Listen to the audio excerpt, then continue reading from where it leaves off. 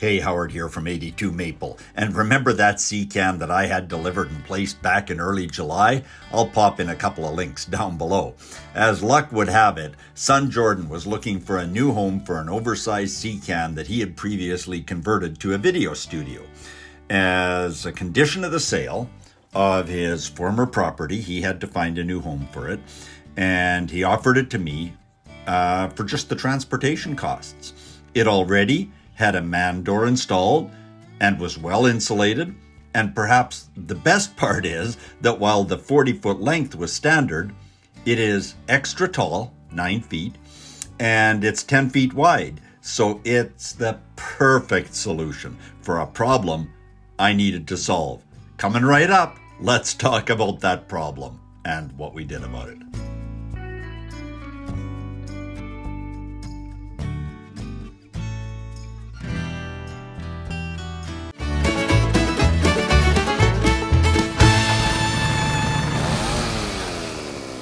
All right, so here's the problem that we needed to solve. For 2.5 years, ever since taking possession of this property, I've had my tools in between a black cargo trailer, a white cargo trailer, and the garage. And so you can imagine that every time I went to do some sort of construction project, I was literally chasing down tools and supplies in 3 different locations. Well, you know what? It's time to get it all under one roof. So one of the first things I did was jumped on that new little Chinese mini excavator, and we ran about 150 feet of trench, throwing in some photos here, but from over there all the way into here. And what we ended up with is 2 separate 20 amp circuits. So we've got plenty of power inside for anything I'm needing to do. Better yet, what you're going to see on the inside construct is that aside from paint, screws, nails, and hardware,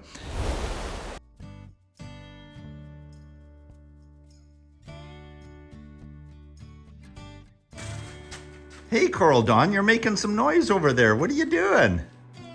Sanding and painting these lovely chipboard, I think it's called. It's going to be the wall of your new sawmill set. Yeah, and normally we wouldn't have to sand, except most of this is recycled, coming from Jordan's reconstructed shop roof and another shop project he had on the go. And we've got 12 sheets here, I think, 10 more sheets to go. Then we're going after the natural wood with some of that. It's going to be very cool. And yeah. You know what? Can't think of a better way to spend a Saturday afternoon. Here we go. Hey, even the dog gets treats when the dog comes to visit. Doesn't get any better than that.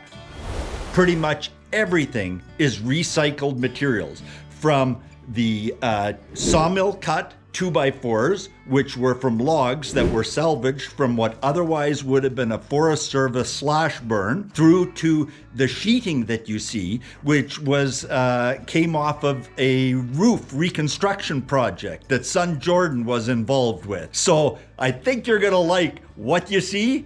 Come on, I think it's time we go inside and take a look around.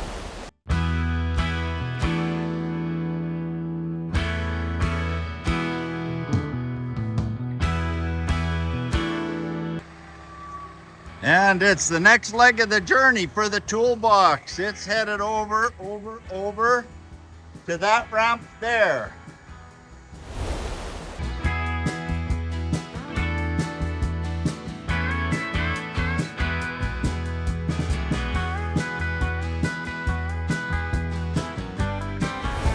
So she just piloted it straight in here. She knows what she's doing. And each of these toolboxes weighs between 1,000 and 1,200 pounds. They're full, the drawers are full of nuts and bolts and other tools. I built the downhill ramp on a little bit of a downslope. We're gonna set that down and whistle it right in. If you're observant and can see through the door, we've already got the first one in and in position.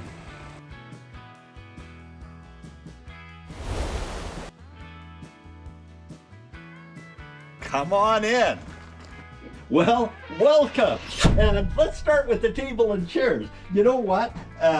This is the table where Coral and I enjoyed our first home-cooked meal together 20 years ago, 21 years ago, something like that.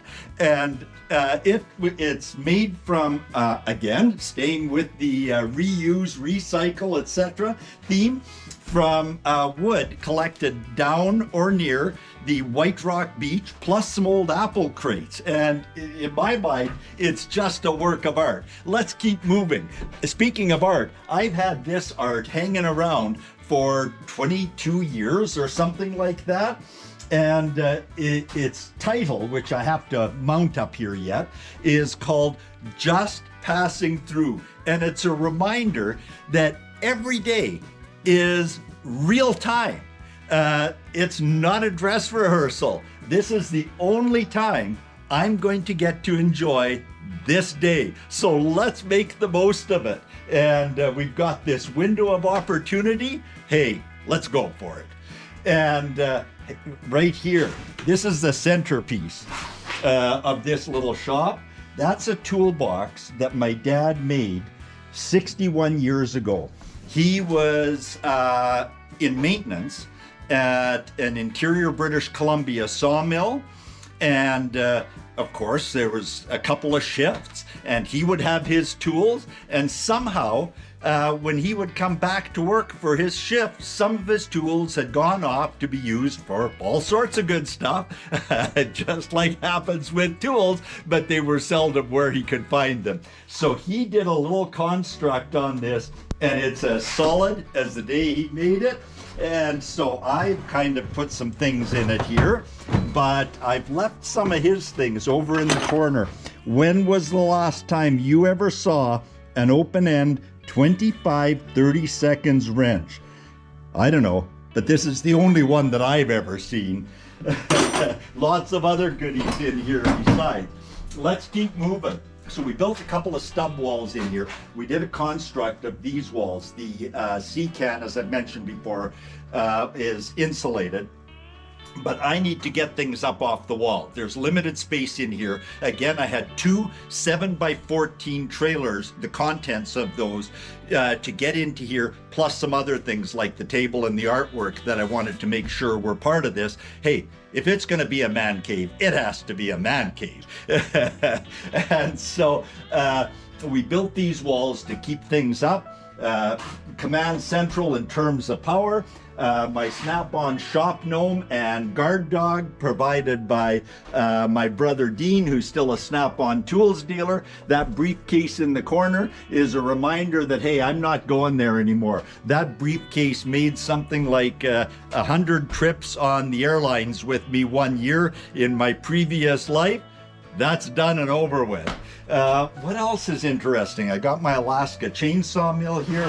We've got a little heat happening down here in the corner. Finally got my lubricants and other shop supplies organized. I'm going to switch places with Coral here, and we'll go back down this side.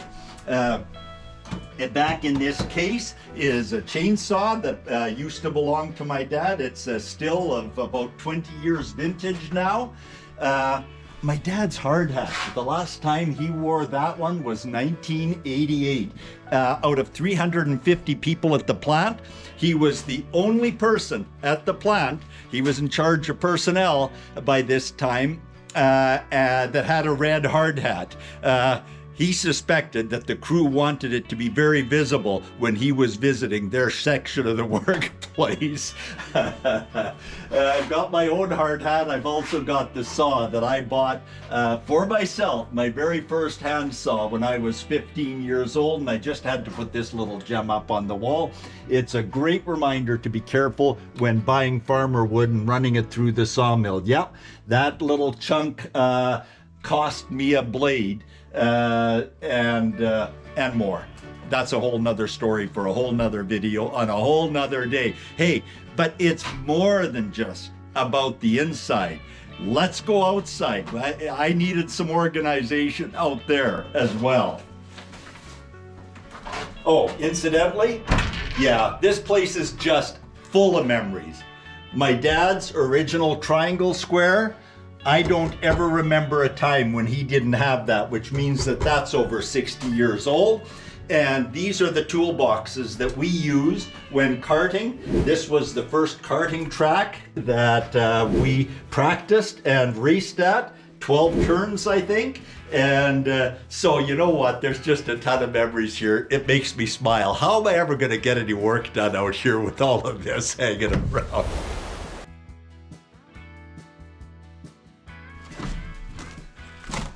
And it's still snowing. So we used some more of that recycled roofing material, and it's supported by some 2x4s from a cement pour that son Jordan did.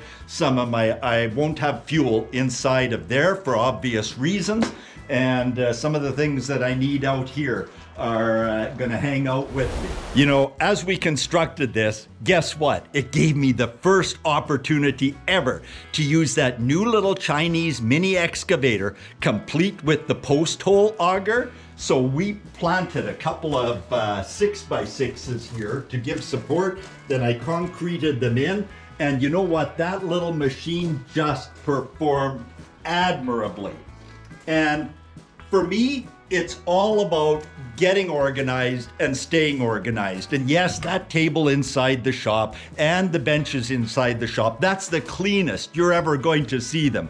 But I'm a bit ADD, and once I get into a project, and Coral's exactly the same way, we like to grab momentum and keep momentum. And there's nothing more frustrating than what we went through for the last 2.5 years, where we would go to have a project and literally, Coral and I had this running joke about the 5-minute jobs we would tackle that would suddenly turn into 25 or 30 minutes. We'd go for a tool. The tool wasn't where it was supposed to be. Neither were the supplies. And oh yes, there was no place to put a broken tool. So the first thing we had to do was fix the tool.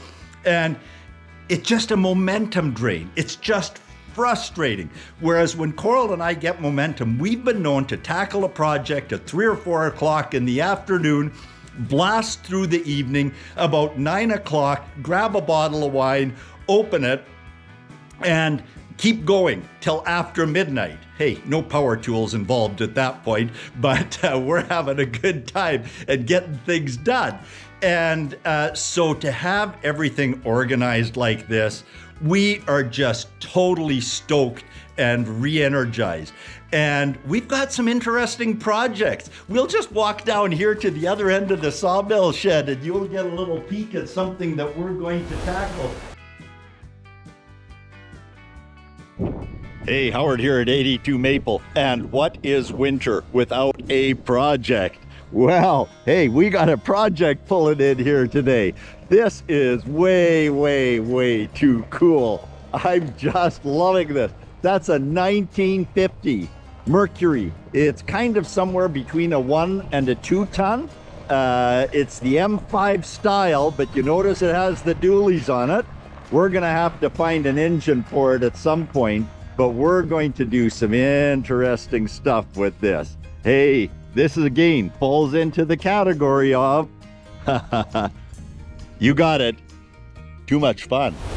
So here at 82 Maple, what I can tell you is this little organization and build out project between Coral and I, somewhere between 60 and 70 hours of person time. But here we are. We're totally re-energized. We're totally organized. And let's see what happens from here.